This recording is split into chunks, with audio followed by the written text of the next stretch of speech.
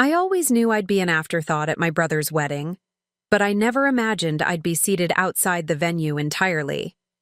The invitation arrived 3 weeks before the ceremony, cream-colored envelope, gold embossing, the works. Just like Daniel to go all out. My older brother had always been the golden child, with his perfect grades, perfect career, and now his perfect fiancé. Charlotte Hughes and Daniel Hughes request the honor of your presence. I ran my finger over the raised lettering, wondering if my invitation had been sent as an afterthought. Daniel and I hadn't spoken in nearly 2 years, not since Mom's funeral when he'd accused me of being emotionally unavailable during her illness. Rich, coming from the brother who'd visited twice during her 8-month battle with cancer while I'd been the one changing bedpans and administering medication, I almost declined. But something, guilt, curiosity, or maybe just the last threads of family obligation, made me RSVP yes. I even bought a new dress, emerald green that complemented my auburn hair, and spent more than I should have on shoes I'd probably wear once. The venue was a vineyard in Napa Valley, all rolling hills and perfect rows of grapevines stretching toward the horizon. I arrived 15 minutes early, clutching my small gift wrapped in silver paper. A smiling hostess with a tablet checked my name. Evelyn Hughes? Let's see. Her smile faltered slightly. You're at table 19. She handed me a small map of the venue. I followed the numbered tables but couldn't find 19 anywhere inside the beautifully decorated reception hall. I double-checked the map, then realized with a cold flush of embarrassment that table 19 was outside on the terrace, separated from the main reception by a set of glass doors. When I found it, I understood completely. Table 19 was the misfit table, the obligation invites. A distant cousin Daniel hadn't seen in years. Mom's friend who'd insisted on coming. 2 of Charlotte's co-workers who looked uncomfortable in formal wear. And me, Daniel's only sister. Sat down, smoothing my dress and trying to keep my expression neutral, as waiters bustled around the main hall, ignoring our little island of unwanteds. Inside, crystal glasses caught the light from elaborate chandeliers. Outside, we had plastic cups and a view of the parking lot. "He's your brother?" asked Mom's friend Linda, eyes wide with disbelief when she realized who I was. "Half-brother." "Technically," I replied, though we shared the same last name. "Different fathers."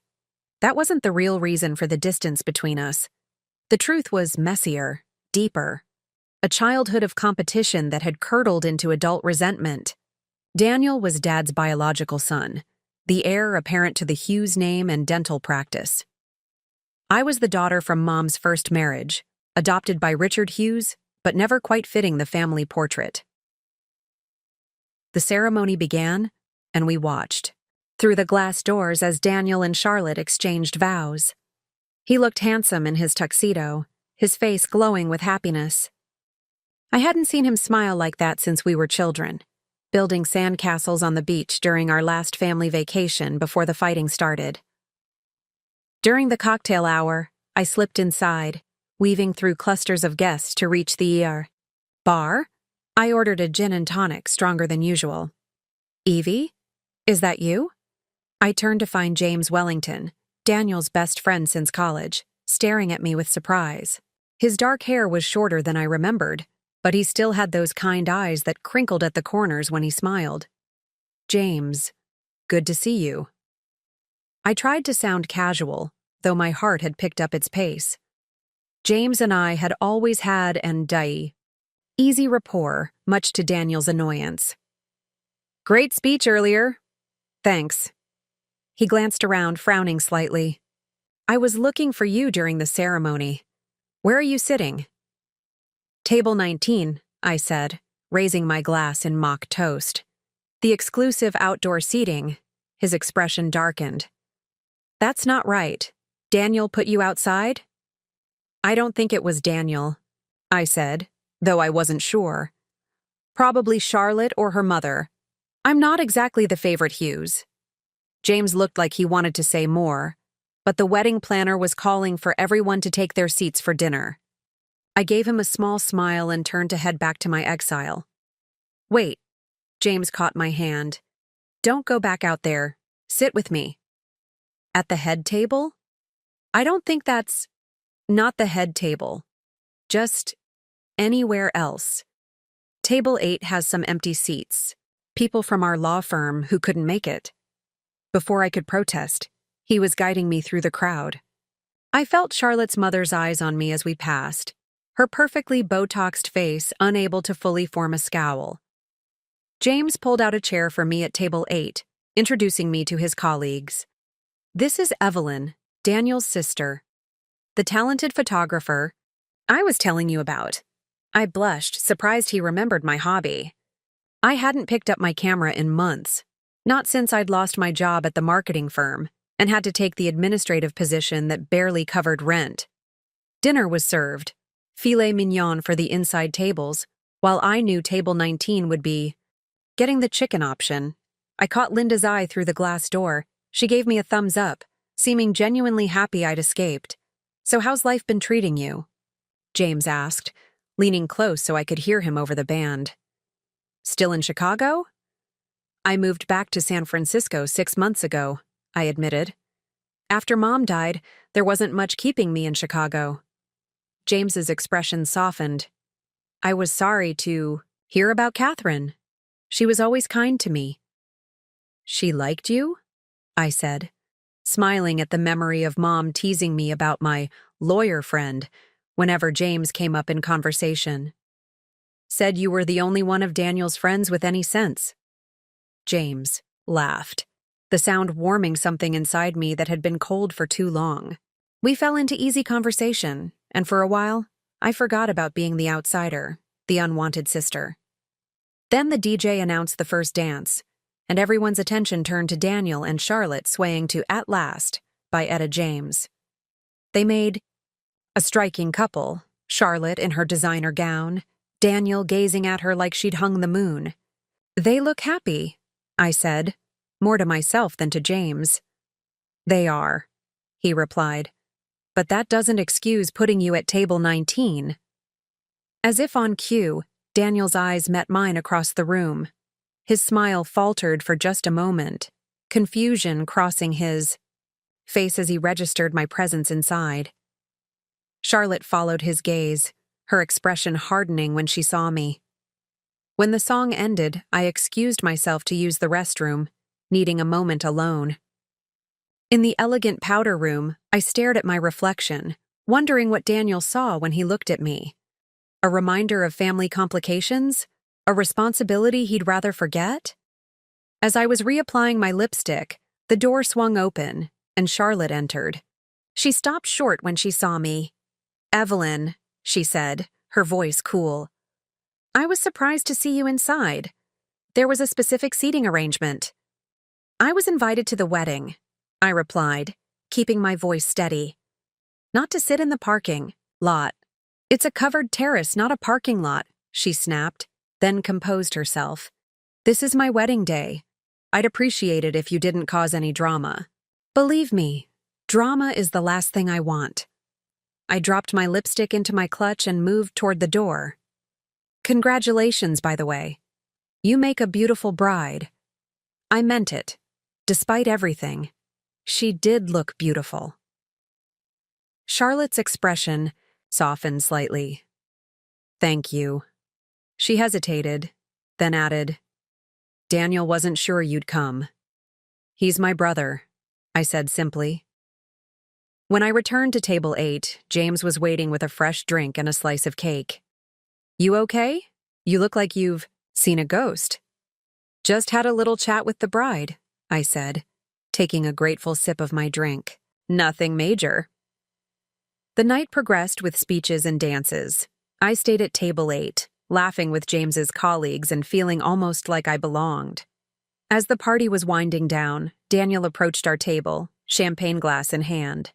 Evie, he said, using my childhood nickname for the first time in years. I didn't realize you were sitting here. Change of plans, I said, meeting his gaze steadily. Congratulations, Daniel. It was a beautiful ceremony.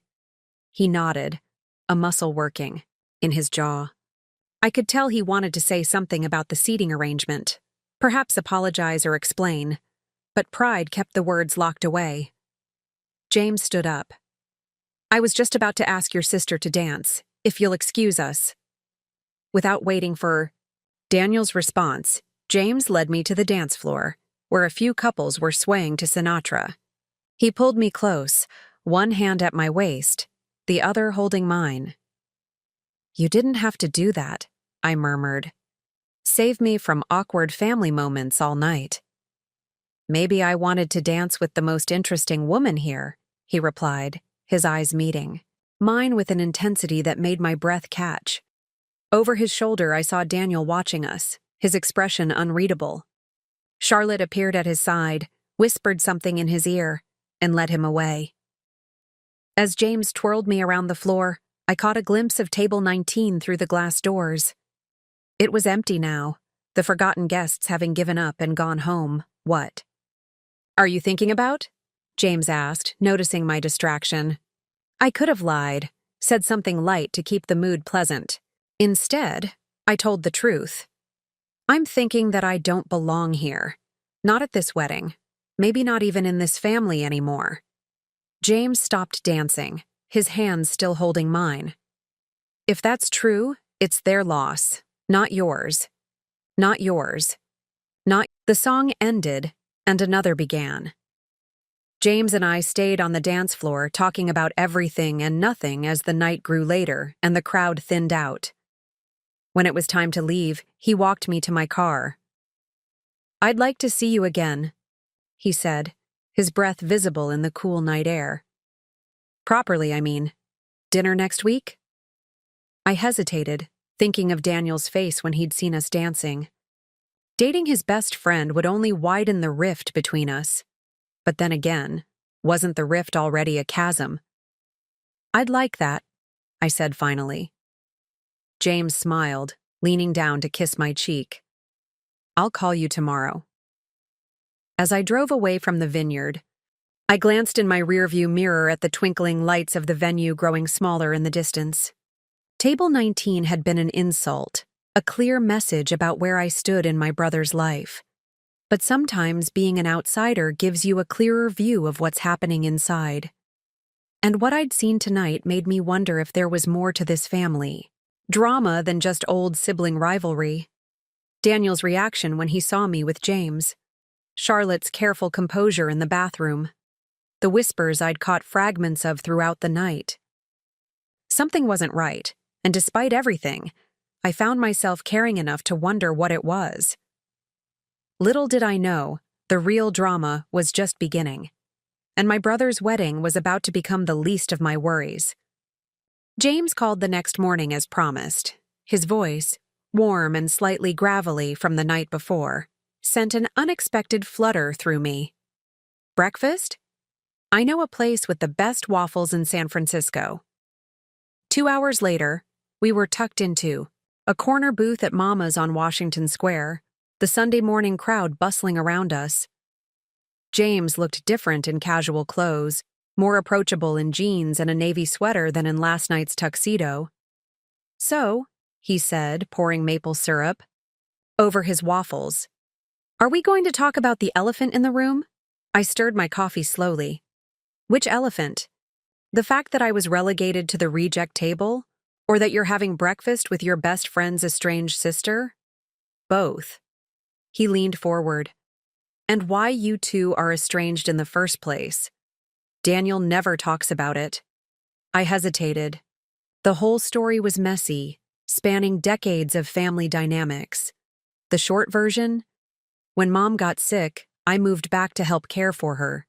Daniel stayed in New York, building his career.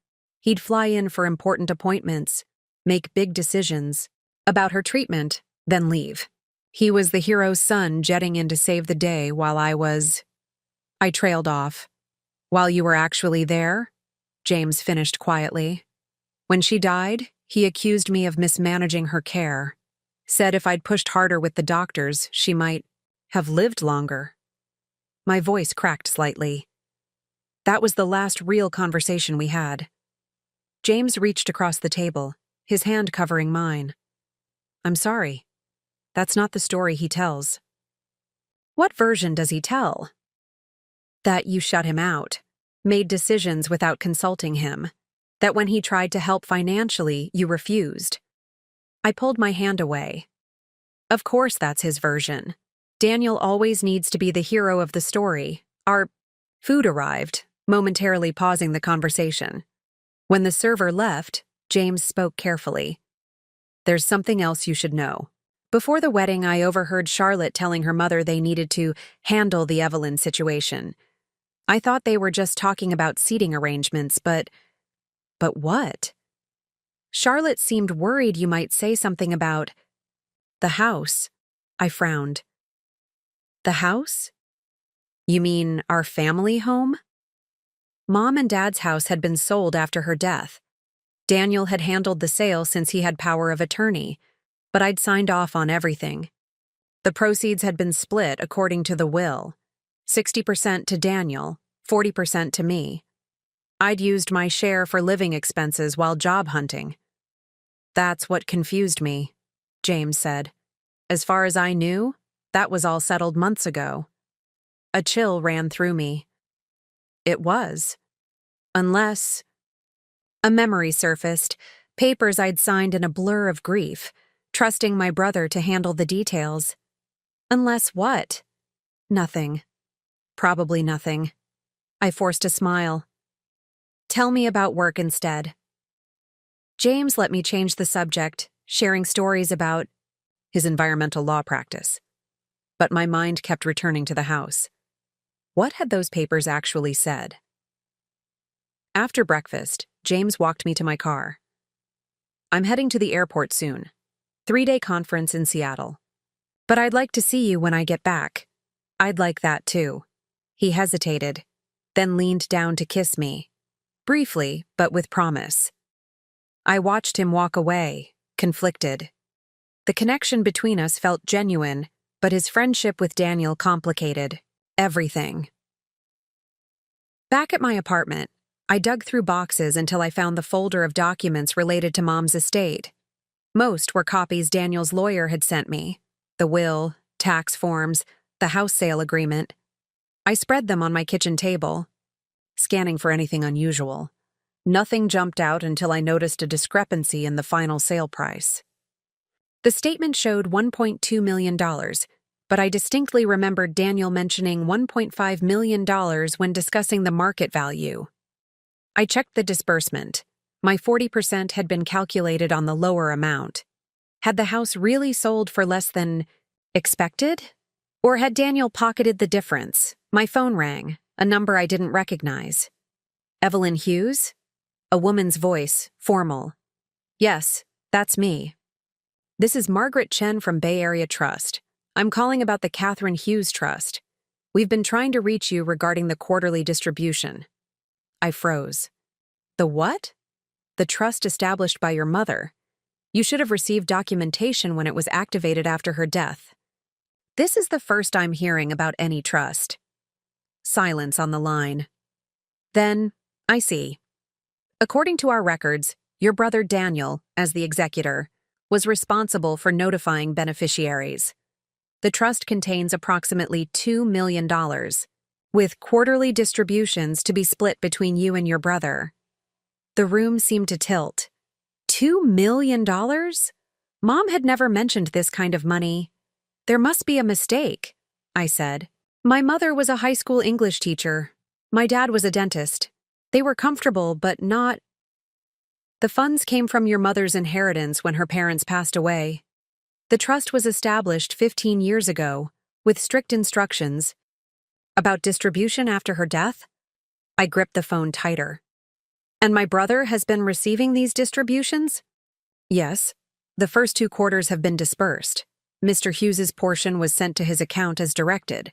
Your portion has been held in escrow pending your acknowledgement. After getting details about how to access the trust documents, I hung up, my mind reeling. Daniel had known about this money for at least 6 months and said nothing. Meanwhile, I'd been struggling to make rent, taking a job I hated because I'd burned through my savings caring for Mom. I called Daniel's cell. Straight to voicemail. I tried their home number. Charlotte answered.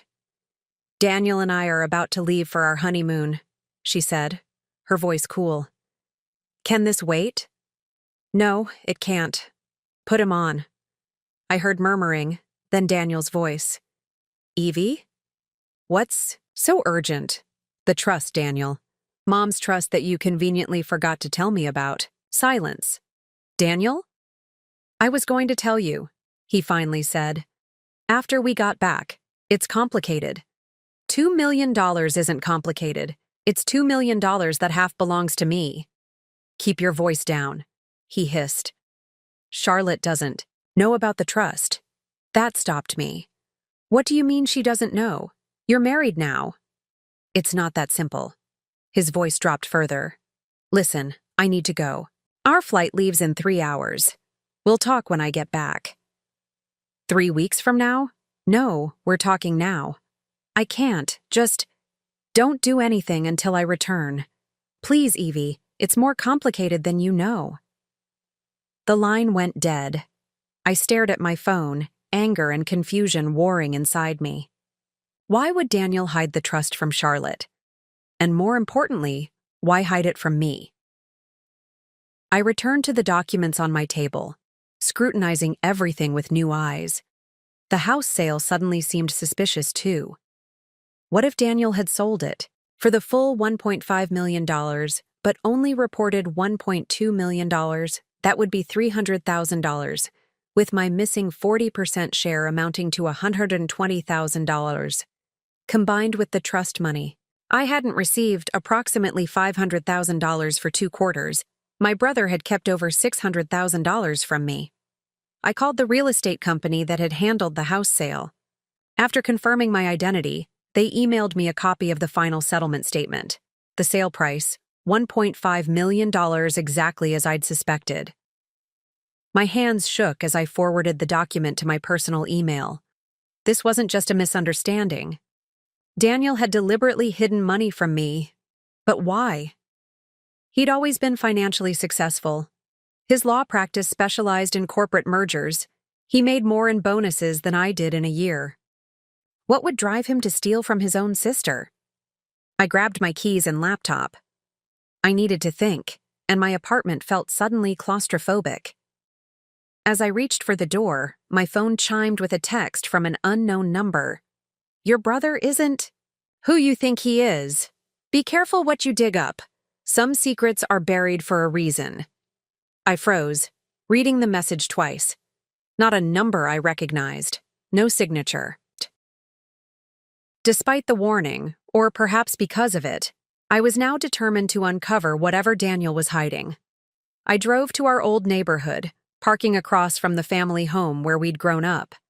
The new owners had painted it gray instead of white, but otherwise it looked the same. The bay window where Mom used to read, the driveway where Dad taught us to ride bikes. I pulled out my laptop, connected to my hotspot, and logged into my email. The settlement statement confirmed what I already knew, but I needed more evidence. On a hunch, I Googled Daniel Hughes lawyer misconduct. Nothing relevant appeared. I tried Daniel Hughes financial problems. Again, nothing. Then I typed Daniel Hughes gambling. The third result made my breath catch. A news article from a Las Vegas paper, dated 18 months ago. High roller attorney loses $400,000 in weekend bender. The accompanying photo showed Daniel at a poker table, his face flushed with what I recognized as his reckless expression. I kept digging. An online forum for gambling addiction had a thread where someone with the username dhughes75, Daniel's birth year, detailed losing over $1 million in 2 years. My phone rang again, the same unknown number that had texted me. Hesitantly, I answered. "Hello? Ms. Hughes?" A man's voice, unfamiliar and guarded. "We haven't met, but I worked with your brother at Morrison and Wright before he left." Left? Daniel doesn't work at Morrison and Wright anymore? A pause. You didn't know. He was asked to resign 8 months ago. Clients' funds were misappropriated. The firm kept it quiet, allowed him to say he was starting his own practice. Look, I shouldn't be telling you this, but there are people looking for your brother. People who don't use lawyers to settle debts. Who are you? How did you get my number? From the firm's contact list, listed as his emergency contact. He sighed. My name isn't important. Just be careful. Daniel's in deep with some dangerous people. Before I could ask more questions, he hung up. I sat in my car, staring at our old house, trying to process everything. Daniel, the golden boy, had apparently been leading a double life. Respected. Attorney by day, gambling addict by night. He'd lost his job, stolen from me, and was now in debt to dangerous people. It explained why he'd hidden the trust and skimmed from the house sale. He needed money, fast. But it didn't explain why he'd keep it from Charlotte. Wouldn't his new wife have noticed his unemployment? Unless she was part of it. The overheard conversation about handling the Evelyn situation. Charlotte's coldness, when I'd appeared at their table. What if she knew everything and was helping him hide it? My phone chimed with another text from the same unknown number. Check the trust document for the stipulation clause. I drove to the address Margaret Chen had given me. Bay Area Trust was housed in a sleek downtown building. After verifying my identity, Margaret handed me a thick envelope containing all documents related to the trust. Your brother accessed these 6 months ago, she said. He indicated he would share them with you as the co-beneficiary. I settled in a conference room and began reading. Most was standard legal language, but on page 7, I found what the mysterious texter had referenced. The stipulation clause. Distribution of funds is contingent upon beneficiaries remaining free from addiction of any kind, including but not limited to substances, alcohol, and gambling. Should either beneficiary demonstrate addiction behaviors, their portion shall be held in reserve until they complete an approved rehabilitation program. Mom had known. Somehow she'd known Daniel might follow this path. Was there a family history I wasn't aware of? As I continued reading, another clause caught my eye. If either beneficiary attempts to defraud the other regarding the trust, all assets shall immediately transfer to the wronged party. I sat back, stunned. If Daniel had, indeed, hidden the trust to access my portion while gambling, he'd violated this exact provision. According to this document, the entire $2 million could now legally be mine. The implications were staggering. No wonder Daniel had been desperate to keep me away from the wedding, away from anyone who might mention the trust or his job loss. The outdoor table wasn't just a slight, it was strategic isolation. As I gathered the documents to leave, Margaret handed me a sealed envelope. Your mother left this to be given to you if there were ever questions about the trust. Inside was a handwritten letter, Mom's elegant script instantly bringing tears to my eyes. My dearest Evelyn, if you're reading this, something has gone wrong with the trust distribution. I hoped it would never come to this, but I've seen the signs in Daniel that I saw in his father, my first husband. The compulsion, the secrecy, the financial recklessness. Richard adopted you and loved you as his own, but Daniel's biological father destroyed himself, and nearly us, with gambling debts. I kept this from both of you, letting you believe your fathers were different men entirely, but the truth is that you and Daniel share no blood at all. I created this trust with the stipulations you've now read because I feared history might repeat itself. Daniel has his father's charm, his brilliance, and I pray not his demons. Protect yourself, Evelyn, but if you can, try to help your brother. Not with money, that would be enabling, but with understanding. He is still family, however complicated our story. All my love, Mom. I sat motionless, the letter trembling in my hands. Daniel and I weren't biologically related at all. The brother I'd grown up with, competed with, resented and loved in equal measure, was no more related to me than a stranger. And yet, we were still family, bound by shared childhood, by Mom's love, by the complicated history that made us who we were. As I drove home in the fading light, my phone rang. James. Just landed. Thought I'd check in before my conference starts. I wanted to tell him everything, but something held me back. His loyalty to Daniel ran deep. What if he felt obligated to warn my brother about what I'd discovered? Everything's fine, I lied. Just catching up on some work. You sure? You sound distracted. Just tired. Tell me about Seattle. I let him talk, making appropriate responses, while my mind raced. By the time we hung up, I'd made a decision. I would confront Daniel when he returned from his honeymoon, but first, I needed to understand exactly what I was dealing with. My brother, no, not my brother by blood, but my brother in every way that mattered, was in trouble. Deep trouble. And despite everything, I couldn't turn my back on him. But I also couldn't let him continue defrauding me. Whatever came next would change our family forever. As I pulled into my apartment complex, a black SUV with tinted windows was parked. Near my unit, a man in a dark suit leaned against it, his posture casual but watchful. He straightened when he saw me, and I felt a chill of recognition. I'd seen him at the wedding, talking intently with Daniel outside the venue. "Ms. Hughes," he called as I reluctantly parked, "we need to talk about your brother's debts." And, suddenly, I realized this was going far beyond family drama.